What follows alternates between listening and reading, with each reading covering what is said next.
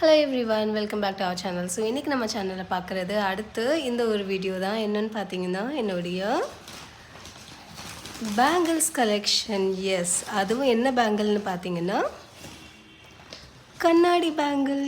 S, ஓ God, என்கிட்ட இந்த bangles வந்து ஆல்மோஸ்ட் ஒரு 1.5 இயர்ஸாக இருக்குது. நான் யூஸ் பண்ணாமல் அப்படியே வச்சுருந்தேன் ஒரு பல ரீசன்கள்னால. பட் இன்றைக்கி I felt I will use it because எவ்வளோ நாள் யூஸ் பண்ணாமல் அப்படியே வைக்கிறது இல்லையா.